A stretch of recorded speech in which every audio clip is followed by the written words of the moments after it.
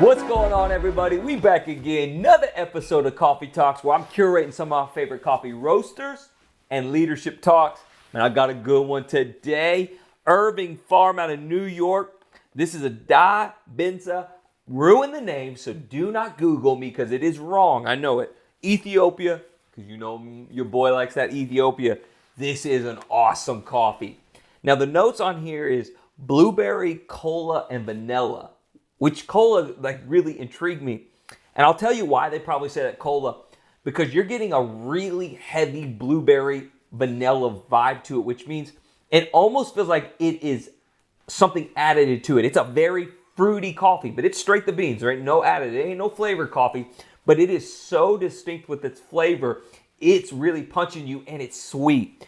It is delicious. I'm telling you right now, it's like a dessert in a cup. Get yourself some Irving Farm. You will not regret it. Can't beat it. All right, today on the Leadership Talk, here's what we're going to do.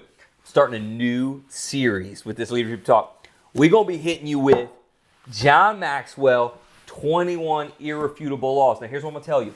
I'm going to hit you with a 30,000-foot view. Get the book. There's so much meat in the book, I can't even start to contain. But I want to take you through the laws and really help grow. And today we're going to talk about the first law, which is the law of the lid. Here's what you need to understand. Your leadership ability is going to determine your effectiveness in life. How well you lead will equal how effective you are in life. And John kind of says it like this. He says if you're a level 8 leader, so say we have a scale. 1, you're just not a very good leader. 10, you're like a John Maxwell leader, right? Well, John's probably like a 15. He probably skews the scales of a 1 to 10. But you're a 10. You're a knock it out of the park, healthy, dynamic leader. If you're anything in between that, that's going to determine your effectiveness. So say you're a level 8 leader. You're only going to attract level 7 leaders and below. You're not going to attract level 9s and 10s because they are now at a level better than you. So if you're a level 8 leader, you're attracting some really awesome people. But think about it like this. If you're a level 4 leader, that's your lid, level 4. You're attracting 3s and below you, which means the effective level you have, your effectiveness is limited. So if you want to have greater impact, you're going to have to learn how to have greater influence. And all of this has this idea wrapped around how well you lead. This was my problem for many, many years of my life. I had a lot of competency. I had a lack of character when it came to leadership skills.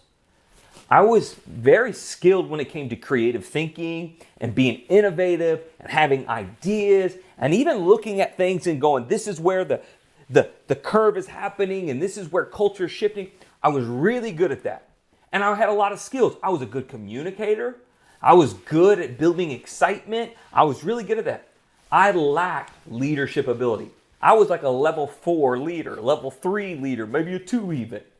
Which means I didn't attract high capacity people, which meant my effectiveness was real little.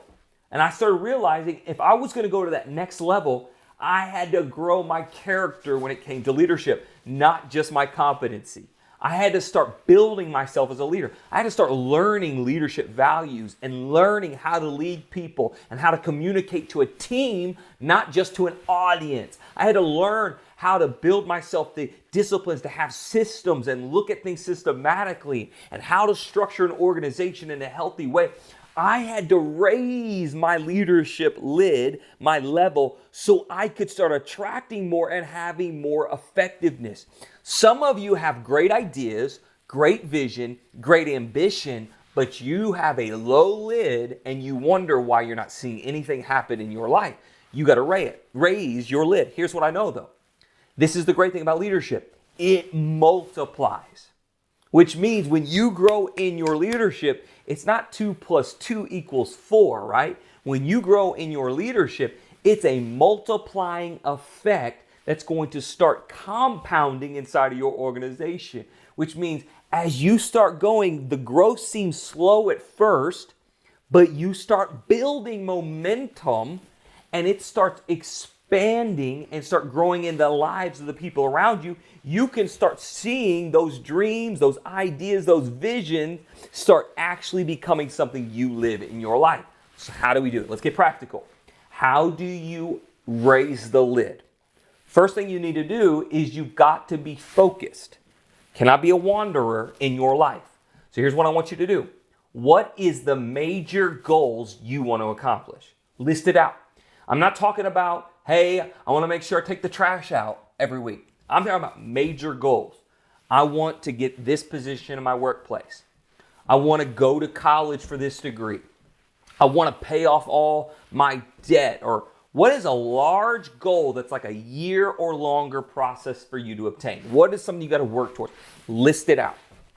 Now here's what I want you to do. This is the hard part. I want you to assess your leadership ability. What do you mean? I want you to ask yourself, how are my people skills? How am I with planning and strategic thinking? How's my discipline? Am I good at setting goals and am I good at following through with goals? How is my vision, right? Am I thinking bigger than my present? Am I thinking bigger than what I'm at? Am I settling for a life? Do I have bigger vision? And then also ask yourself, what are the results in my life? Do I have ideas, but nothing ever comes out of them? Am I a dreamer like I used to be, where I had lots of ideas, but I never execute on anything? I want you to assess yourself in your life. People skills, planning and strategic thinking, disciplining goals, vision, and results. After you do that, now this is a big step, why don't you ask some people that you look up to also give you their opinion? Ask a mentor, ask your boss, ask your pastor, ask maybe a father figure or a mother figure in your life. Ask someone that has influence in your life how they would assess yourself. That's going to give you areas of weakness to work on to raise the lid. And guess what? As you raise that lid, you become more effective. And as you get more effective, you accomplish more. Come on, let's make a difference today. Let's make a difference in our life. Let's make a difference in the world. And remember, we're going to drink some good coffee and we're going to make some change that needs to be changing. Love you guys. Pray God's peace.